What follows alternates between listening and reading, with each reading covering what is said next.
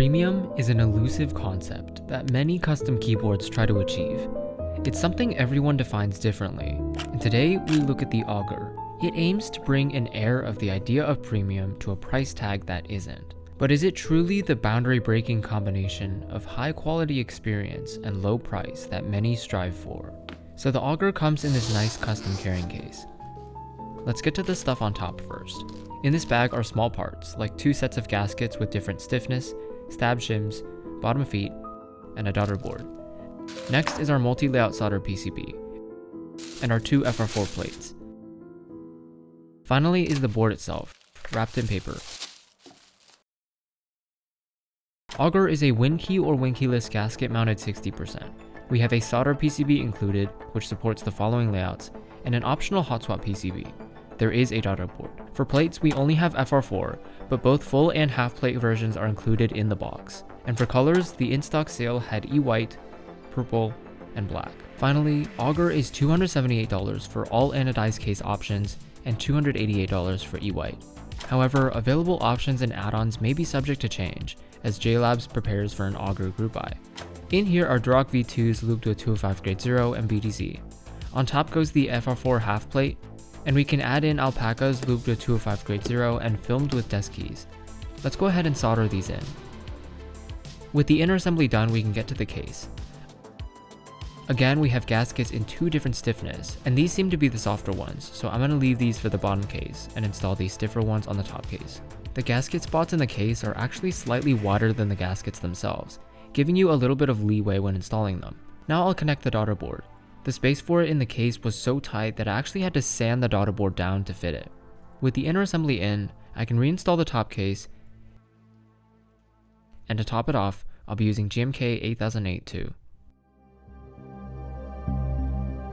So the board sounds great and also has a good volume, even with the alphas being plateless. This is definitely because of the lack of flex cuts. Other designers take note. I went heavier on the alpaca loop job, and this definitely helped lessen the usual plasticky sound profile of JWKs. Now it's a very pleasant clack with a rather rounded high end. If we're being nitpicky, I do wish the sound had slightly more body or mid-range, which foam might have been able to add. Lastly, there's no hollowness, which is great. Despite the lack of flex cuts, the board still has a very comfortable amount of bounce.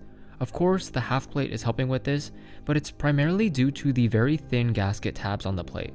These are so thin that I'm actually slightly worried for their structural integrity, given that I've seen that these can sometimes get bent permanently downward. Although if you only type normally and aren't slamming the keyboard, it shouldn't really be an issue. This board is just proof that the flex cut trend needs to be stopped. Soft, small gaskets combined with 1.2mm PCBs is already enough to offer comfortable bounce. And I also think the trend of going for an overly bouncy experience should also be forgotten, because at a certain point, it just becomes fatiguing for daily use, and I think the Augur in this plateless config hits the sweet spot of having enough flex to be very comfortable for daily driving.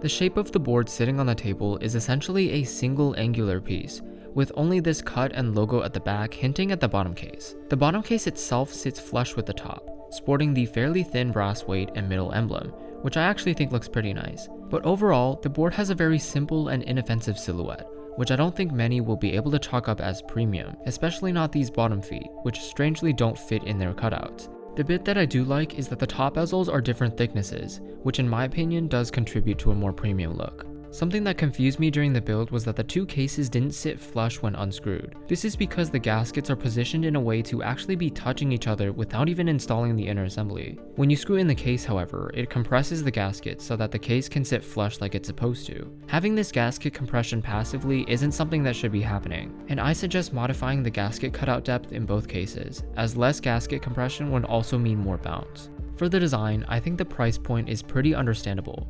While I don't like the lack of options in terms of foam and plate materials, these are things I'm hoping the group buy will fix. But when considering the sound profile and feel, I'm honestly perfectly content with the configs you're able to make even with the limited options. And from this perspective, the Augur really does fulfill its promise of providing a premium at a fair price. So while these various factors make me unable to call this board the same level of premium in other aspects, the Augur definitely comes very close to emulating the experience of something much greater than its price tag would suggest.